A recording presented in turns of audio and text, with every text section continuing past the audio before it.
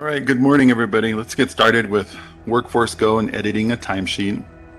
Our agenda today, we're going to go through a brief overview of the payroll process, raw versus calculated hours. I've seen on the registration forms that there were some questions about that process. We're going to look at employee timesheets, editing a timesheet, adding time, splitting or distributing time, changing cost centers, the mass edit option, and then an overview on personnel actions. As we go throughout this process, if you have questions, please use the chat box in the bottom right of the screen, and we'll try and get to those as we go through this. So the overview of our payroll process, which is great because today happens to be the last day of the pay period.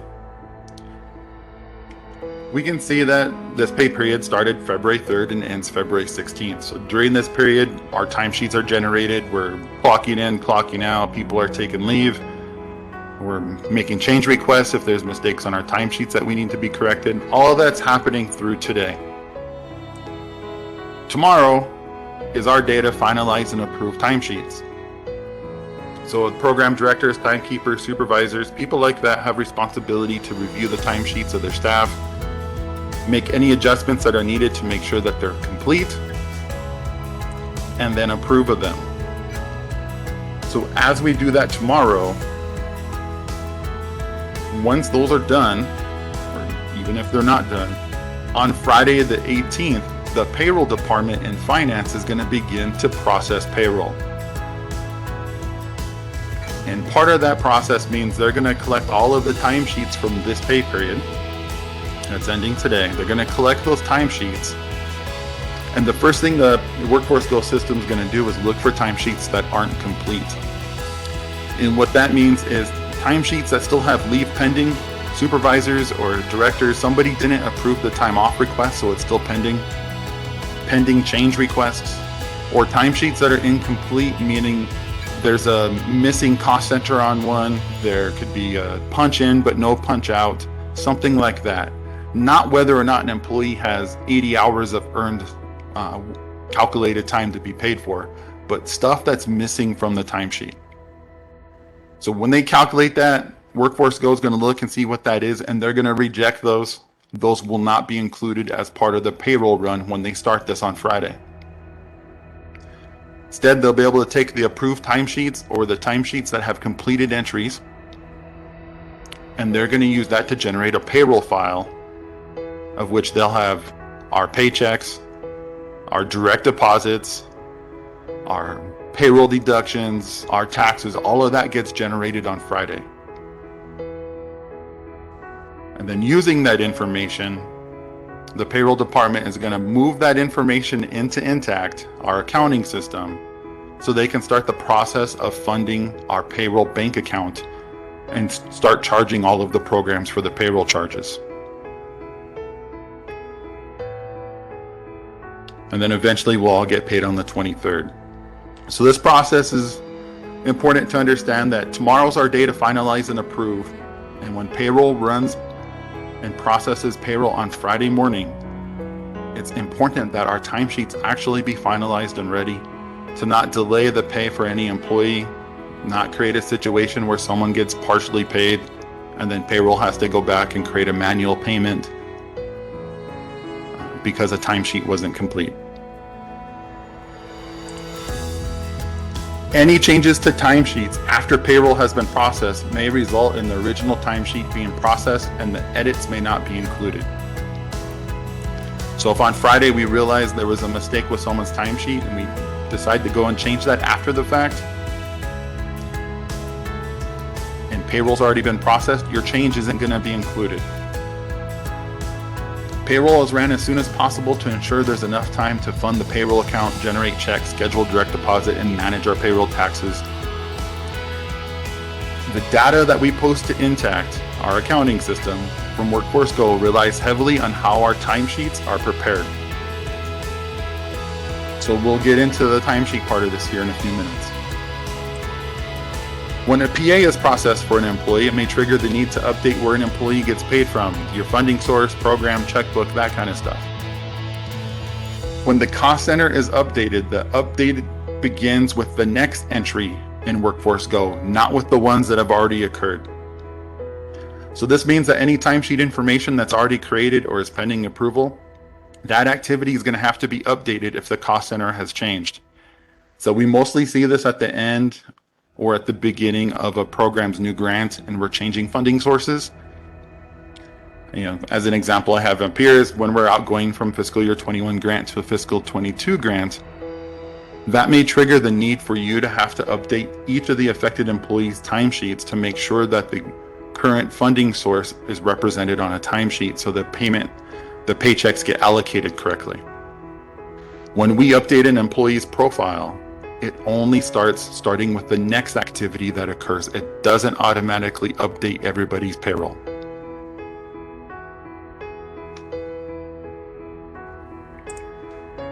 So let's talk about raw versus calculated hours before we get into editing timesheets. So we got a lot on screen here, but what I have on the left is like a brief quote from the personnel manual.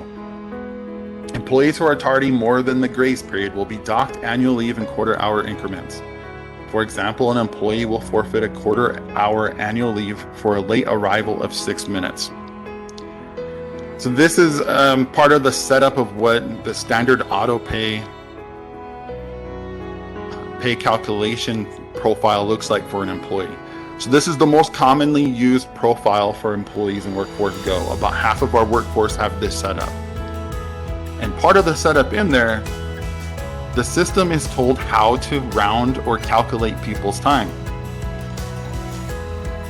So about right here in the middle, to adjust start time, the system is told that for anyone assigned to this profile, if you punch in between midnight and 8:05, we're going to adjust the time to actually be 8 o'clock for calculation purposes. And so referring to that grace period thing here, an employee will forfeit a quarter-hour annual leave for a late arrival of 6 minutes.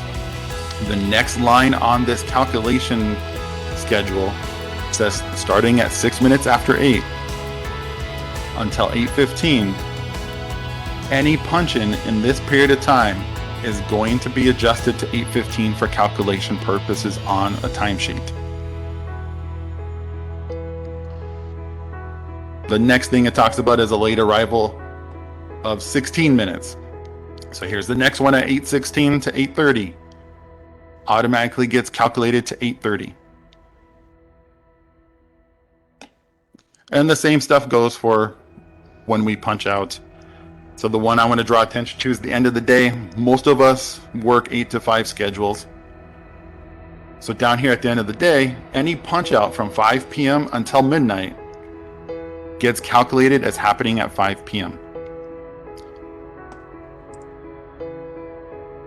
So how does that affect the raw hours? The raw hours are the actual hours an employee was on the clock.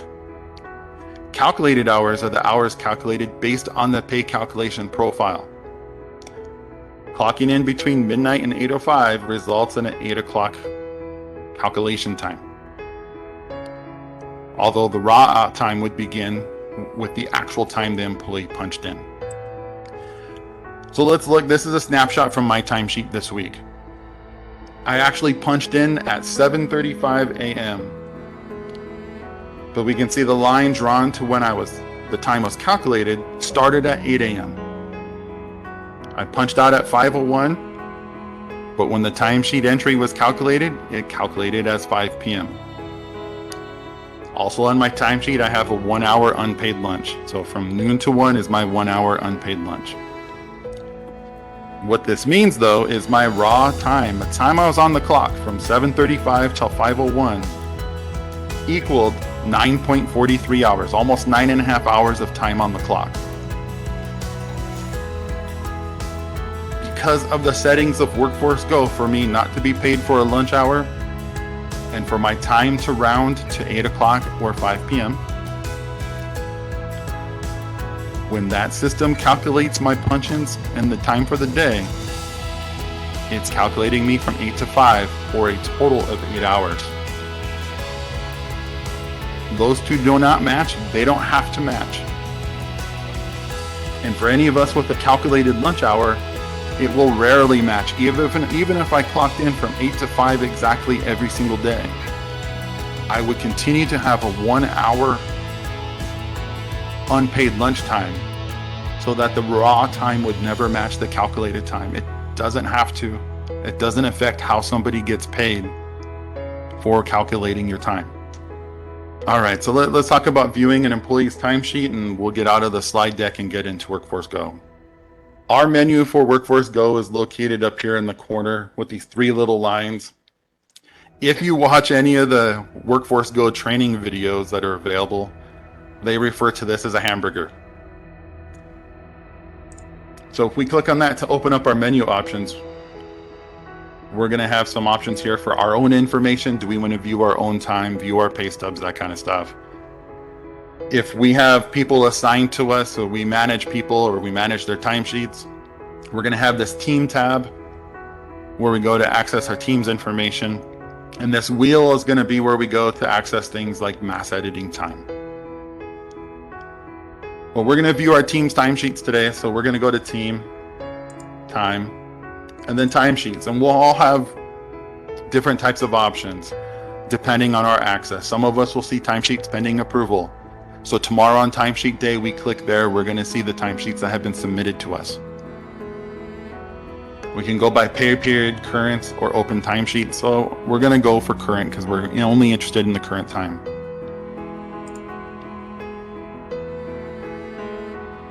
The default view is going to look like something like this for you guys, but it's going to give you a list of whatever employees are assigned to you. I have mine saved to only show my timesheet. So yours will have your list of staff, and from there we can do different actions: edit timesheet, view the audit trail report for the time entries to see the changes made, preview a timesheet, or access employee information if we have that.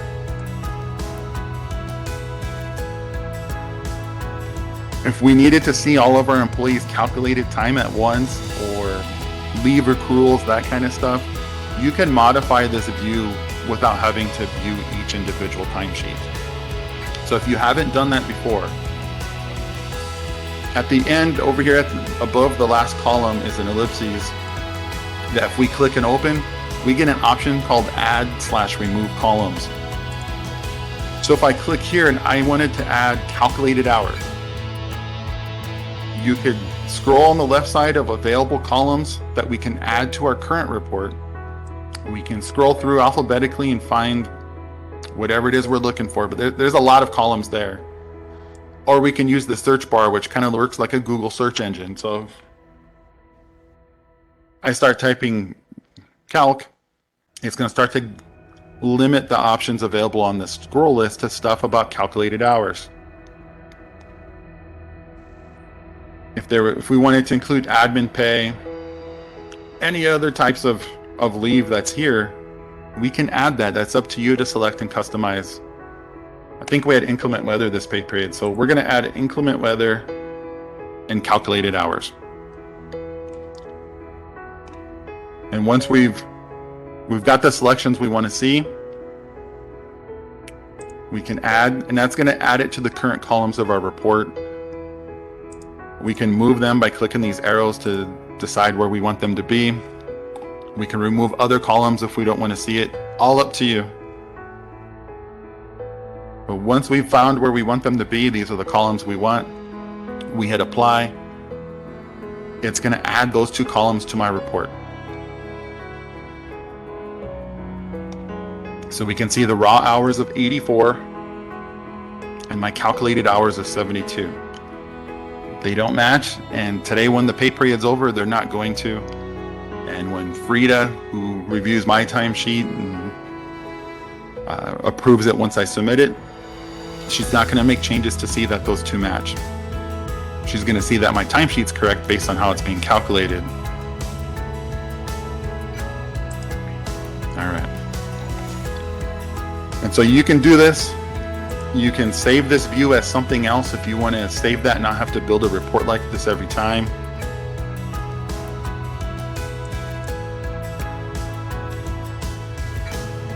So if we wanted to call it calculated hours view. If you want it to be your default view, so every time you come back to current timesheets for your staff, you can check that. So every time you come here, that's the report that's going to show. And then save. So that's how you can quickly and easily modify your reports and the stuff you see on your screen.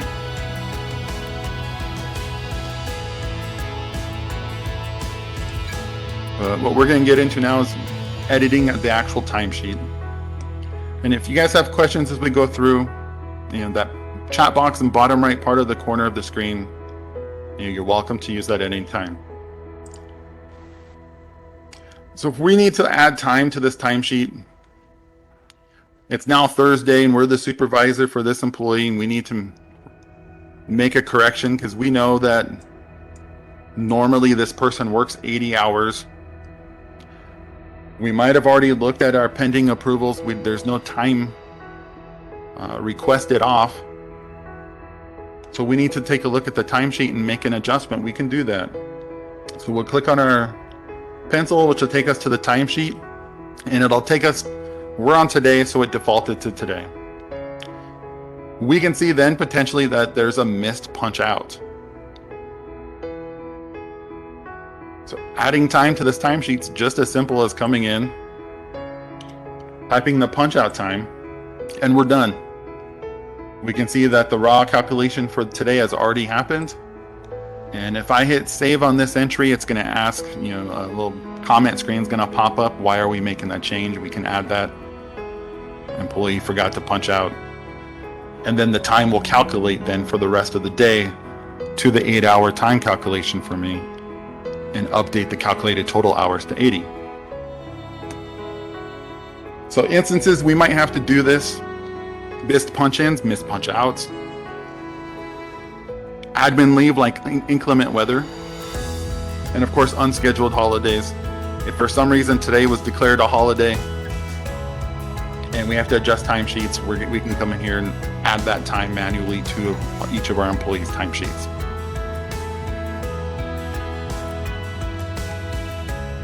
If that was supposed to be a holiday, that's added here. So let's delete this line from the timesheet. So this day was blank. We wanted to add 8 hours of admin for the holiday. You could do it from 8 to 5, or because it's a holiday, we can just do it as a chunk. We can hit 8 hours, and now we have to select a type of time off to represent that the holiday has been declared. So we can hit the the drop box.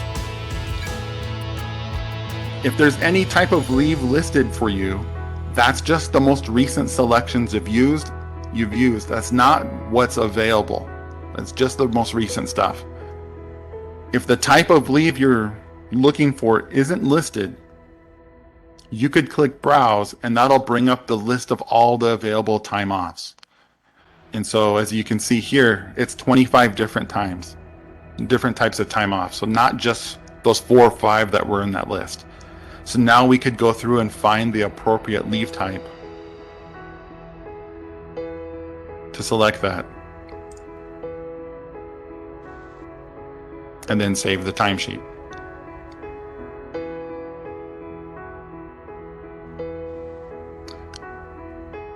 Typically here, we don't want to edit a timesheet to add annual or sick leave.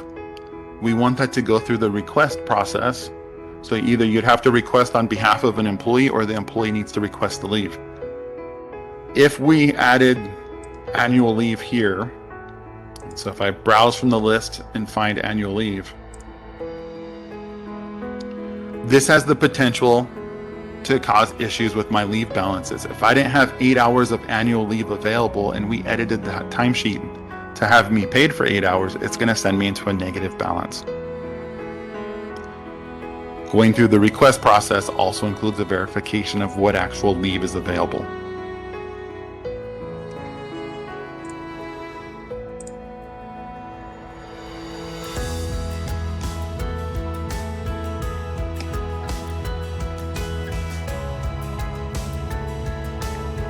All right, so I'm gonna back out of this and we'll come back in for the next area I'm gonna cover.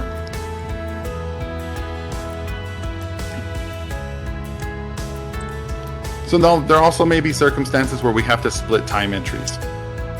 So if we go back into our same timesheet, here's the time I punched in today.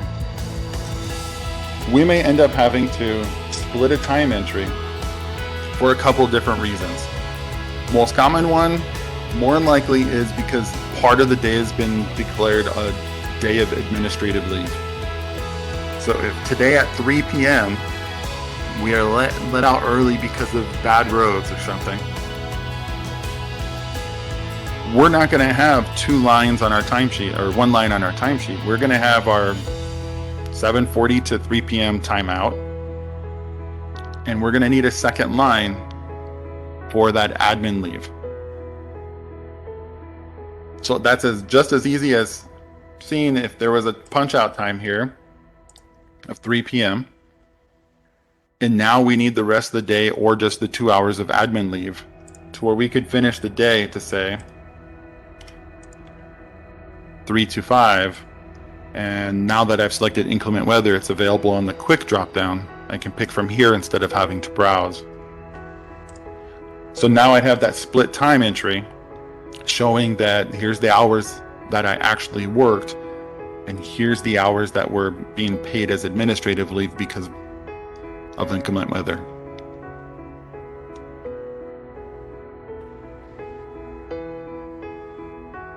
There may be also a time we have to split time if an employee is working through multiple grants, and we need to show that on the day that they worked for one grant and then another. So if we look at my Tuesday entry, our timesheets are always going to fill in for the cost centers based on our default entries that are set up for us during our profile. So by default, the finance information is what fills in for me. Now, if I was working in another area yesterday and I'm going to be paid from that area, let's say from 2 to 5, that's not going to be shown on this timesheet. But for many of us who work like this for grants, we have to account for our time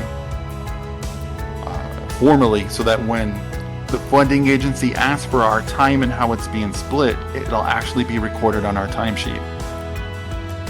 Or if we need it to be charged this way. So we can come to this entry, we'll click the plus sign to add a new line. And so if it's from 2 to 5, I might have that line from 2 to 5. And I can adjust the first entry to 2 p.m. So now we have my day represented on the clock in terms of time. But what we also need to do now is update a funding source to represent the other area that's being charged. So like the time off selection, the cost center areas, which is the checkbook program funding source, have drop down boxes. So if I split my time between finance yesterday morning and then in the afternoon I went and worked in the personnel office, I can hit this drop down box. Stuff I've selected recently is going to be here, so we can see I've had personnel selected before, so I can select from this list, or I can browse and then find the funding source I'm looking for. So for those of you who don't normally work in Intact, so you may not be familiar with what the funding sources are or checkbooks, you may have to work with the individuals in your program or the program monitor to get that information. So depending on how your profile is set up, or the employee's profile, when we now go to the browse and select list for the funding source, we're going to get the list of all available funding sources in WFGO. And that's maybe about 1,100. So it's important we have to know what that funding source number is, or the name of the funding source, so we can find it. Like off the top of my head, I don't remember what the personnel one is. So I could use this filter box and say, like personnel. So show me every funding source that has the word personnel in it somewhere. So now we can find the two. then select the one we need to use, and then we'd have to update the program to personnel as well. So now my time on the timesheet would be appropriately represented and allocated for how I'm supposed to be paid based on how I worked. If this is something you have to do, and we come to these drop-down boxes, and like if I expand this to have 200 options on the first page instead of 10, that is a lot of funding sources to go through for anybody. You can work with your program monitor where they can create a list that limits the number of funding sources available to the employees, so that you don't have to go through all of this each time that you have to edit a timesheet. If there's an agreement with the grant award that an employee's time is going to be split between two different grants, non-admin and admin, that kind of stuff, the program monitor can also set up a labor distribution, which automatically allocates how the time will be charged every week, every pay period. So if it's the same no matter what, 50% to one fund, 50% to another, or whatever the percentage is, they can also set that for you as well. So on the registration form, I asked who's currently using Mass Edit to save time on timesheet edits. So roughly about 73% of the people aren't currently using Mass Edit for whatever reason, and 27% are. So hopefully this can help us feel a little more comfortable today. So when the same change or addition needs to be made to multiple employees' timesheets, we can use Mass Edit to quickly apply changes. So today, if we were let go at 3 because of inclement roads, we can make the change one time rather than having to do it multiple times, depending on the number of employees we have assigned to us. So some examples of scenarios where we might use Mass Edit to add admin leave for inclement weather, add a mass time in or time out for staff, edit timesheets to update a cost center, right? If one employee is having their cost centers updated because we have a new grant because of a new fiscal year, that's likely multiple employees being affected, so we can use Mass Edits to make a change all at once. Mass Edit area is going to be found in our menu under the wheel. We'll have a menu option that says Mass Edit, and depending on your access, you'll have likely different options than I have. But we have Mass Edit Time Entries Add, Mass Edit Time Entries Edit. So let's look at Mass Edit Time Entries Add. When you come to this list, you're going to see the list of people assigned to you just like timesheets. Just like in the timesheet example, I have this already queued to only show me. And from here, we can select the number of employees that we want to edit at one time. And there's a checkbox for that, where we can go through and just checkbox each employee. There's an option up here to select just those on the page, or all if it was multiple pages that you have. So you have 3 different ways to select the employees. Once we've selected the employee or employees, we can go to Mass Edit Time Entries. We're going to be given an option. Are we looking for one day? Is this going to be a multiple day entry? So if today it's just going to be today because of that admin leave at 3 o'clock for inclement road. We can select one day, pick the date,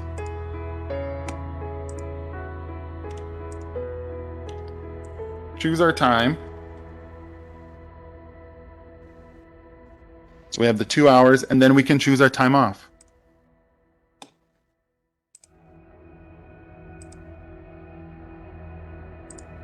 If we need to add a note to this entry, we could here. Other areas we don't need to make a change to. Our employees should already have their checkbook, program, funding source stuff assigned. They already have a cost center assigned. And we don't use jobs or shift premium, so we're not going to pick that. And pay category is already assigned to the admin inclement weather, so we don't have to pick that. So once we have that ready to go and we hit add time entries, the timesheet for those people we've selected would update to add this information to it. A lot easier than having to edit different people. In finance, we have about 24, 25 employees. So rather than Frida having to do this 20 some odd times, she could do this once. We can do the same thing with cost centers. So like I can't remember if it's Head Start or early Head Start. In March, one of the fiscal years is coming to an end. So likely in April, we would have a new funding source for a number of our employees. If we needed to update the time for all of these employees for certain days on their timesheets, we have the mass edit time entry. So if we come here, it's going to default to today. If we were looking at just this pay period, we can change the range of time. So this calendar range says today. I can maybe do this by pay period. So it's on the current pay period. We can see February 3rd to February 16th. And now I'm gonna refresh this report so it'll run that for the screen. So now here's all the timesheet entries for the employee for this pay period. If our funding source changed, say starting February 14th, starting Monday, we could go through and check box the entries we want to see updated. So starting with the 11th and older, those will remain under the finance funding sources. But starting on the 14th and going forward, maybe those are going to be a new funding source. So I have those selected. I can hit the mass edit time entries box, and we're going to be given some options. So if I'm only changing those cost centers, I might be finding the checkbook that's appropriate. If you're just changing funding sources, you're probably not changing the checkbook.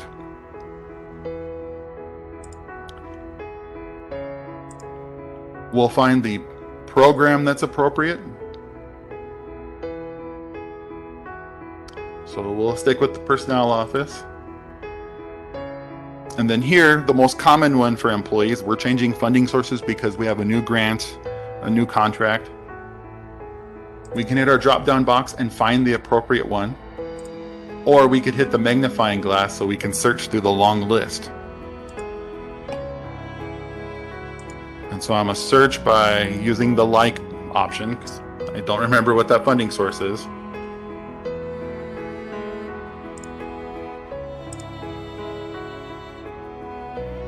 Once we have that selected, we can add a note.